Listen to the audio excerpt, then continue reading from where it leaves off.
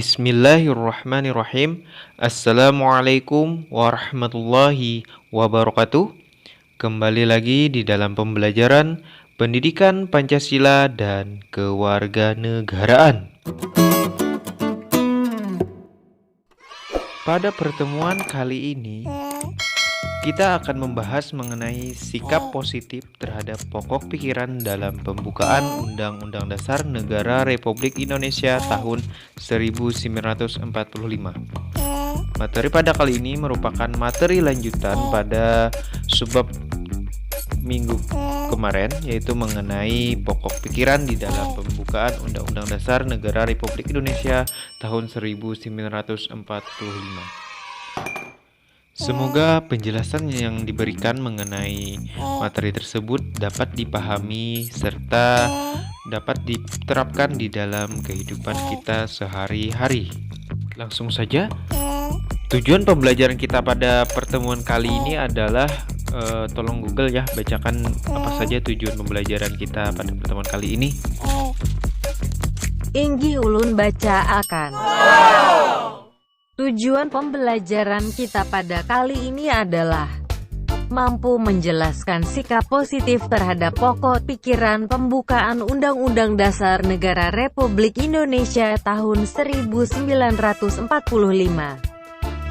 Mampu menerapkan sikap positif terhadap pokok pikiran pembukaan Undang-Undang Dasar Negara Republik Indonesia tahun 1945. Ya, itulah dua tujuan pembelajaran yang semoga saja setelah melakukan pembelajaran pada pertemuan kali ini bisa tercapai. Terima kasih Google sudah membacakan tujuan pembelajaran kita pada kesempatan kali ini. Sama-sama.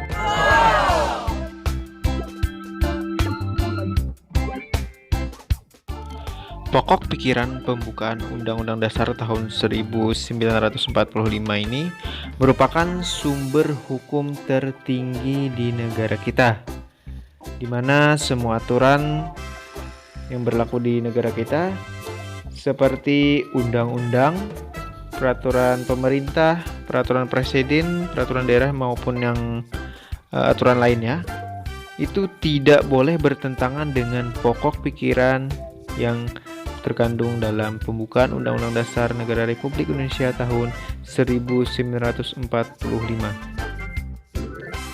Pokok pikiran pembukaan Undang-Undang Dasar tahun 1945 juga merupakan penjabaran dari Pancasila, yang mana Pancasila itu merupakan pedoman dalam menjalankan kehidupan.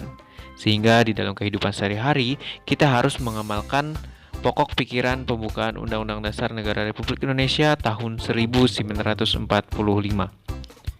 Adapun sikap positif dari setiap pokok pikiran yaitu adalah pokok pikiran persatuan, penerapan di lingkungan sekolah.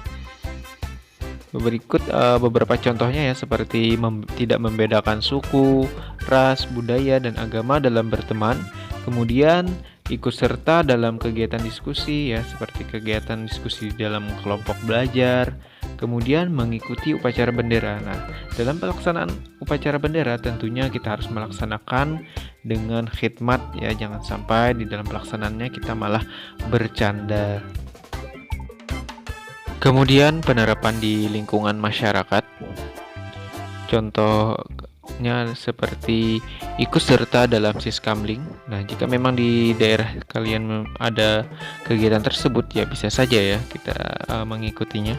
Kemudian menjaga kerukunan antar masyarakat ya, nah, sesama tetangga tentunya kita harus rukun ya, jangan sampai ada perselisihan. Kemudian berpartisipasi dalam kegiatan kerja bakti, misalkan di kampung-kampung ya, mungkin ada aja kerja bakti seperti perbaikan jalan, kemudian pembersihan sampah ya, berbeda dengan di lingkungan perkotaan.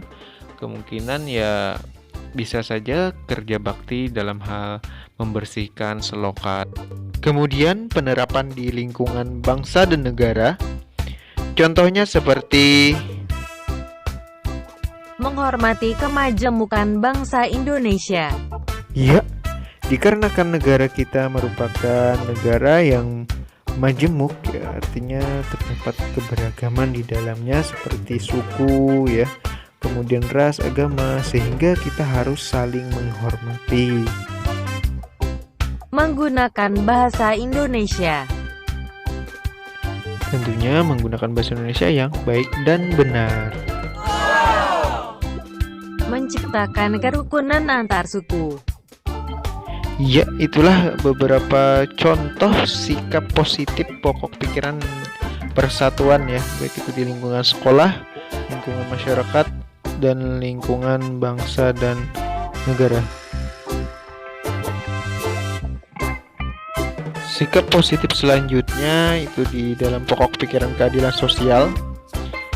Pertama, di lingkungan sekolah, itu contohnya adalah seperti belajar yang rajin, ya, membiasakan hidup hemat, ya, sering menabung, kemudian menolong teman yang kesusahan. Kemudian di lingkungan masyarakat, contohnya seperti mengembangkan sikap gotong royong, kemudian menghargai hasil karya orang lain, kemudian menghormati hak orang lain. Kemudian di lingkungan bangsa dan negara, contohnya seperti menghindari korupsi, kolusi, dan nepotisme, kemudian mengembangkan sikap adil terhadap sesama dan tidak merugikan kepentingan umum. Nah, itu beberapa contoh sikap positif dari pokok pikiran keadilan sosial. Selanjutnya, sikap positif dalam pokok pikiran kedaulatan rakyat yang berada di lingkungan sekolah. Contohnya adalah menghargai pendapat teman. Ketika kita berbicara dalam suatu kelompok, maka kita harus menghargai pendapat tersebut. Kemudian menggunakan hak suara dalam pemilihan OSIM. Nah, di dalam sekolah pasti ada pemilihan, sehingga kita harus menggunakan hak pilih tersebut. Kemudian tidak memaksakan kehendak teman. Nah, ketika kita berpendapat tadi boleh disampaikan, namun bukan memaksa orang untuk mengikuti kehendak kita. Selanjutnya di lingkungan masyarakat, seperti menyelesaikan masalah secara musyawarah mufakat. Ya, artinya ketika terjadi suatu masalah, maka harus diselesaikan secara musyawarah dan sampai pada kesepakatan bersama. Kemudian menghormati hasil keputusan bersama. Kemudian mengembangkan sikap kekeluargaan terhadap sesama. Artinya jangan sampai dilakukan dengan cara kekerasan. Selanjutnya di lingkungan bangsa dan negara. Yang pertama contohnya adalah menggunakan hak suara dalam pemilu. Bersama dengan di lingkungan sekolah tadi, bedanya adalah di lingkungan sekolah menggunakan hak suara untuk pemilihan OSIM, sedangkan di lingkungan bangsa dan negara adalah pemilihan umum, ya, yang mana seperti memilih wakil rakyat seperti DPR, kemudian DPD, kemudian presiden. Selanjutnya adalah turut mengawasi kinerja wakil rakyat seperti DPR, DPD, dan presiden tadi, ya. Kemudian melaporkan kegiatan yang bertentangan dengan Pancasila. Nah, jika ada kegiatan yang bertentangan dengan Pancasila, maka kita mempunyai hak untuk melaporkannya kegiatan tersebut. Selanjutnya, sikap positif dan pokok pikiran ketuhanan dan kemanusiaan berada di lingkungan sekolah seperti saling menghormati, kemudian saling selalu berdoa, ya, baik itu di awal dan di akhir pembelajaran. Kemudian memberikan kebebasan beribadah, sampai ketika teman beribadah kita larang, ya. Selanjutnya di lingkungan masyarakat, contohnya seperti tidak semena-mena, ya, tidak berkehendak semaunya, ya, di dalam lingkungan masyarakat. Kemudian membina kerukunan, kemudian saling menghormati dan menghargai antar warga masyarakat. Dan untuk di lingkungan bangsa dan negara, contohnya seperti saling menghormati dan bekerja sama, tidak memaksakan suatu agama kepada seseorang, ya, mengadakan kegiatan bakti sosial.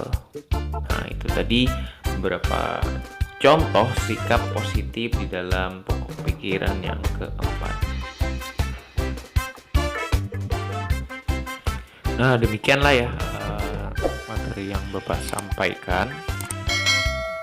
Mungkin bisa diambil kesimpulan bahwa di dalam sikap positif dari pokok pikiran yang kita bahas tadi merupakan contoh-contoh perilaku yang seharusnya kita turuti dalam kehidupan kita sehari-hari. Baiklah, sekian apa yang Bapak sampaikan ya, semoga bermanfaat untuk kita semua, dan tentunya apa yang Bapak sampaikan bisa kita amalkan dalam kehidupan sehari-hari. Sekian, wassalamualaikum warahmatullahi wabarakatuh.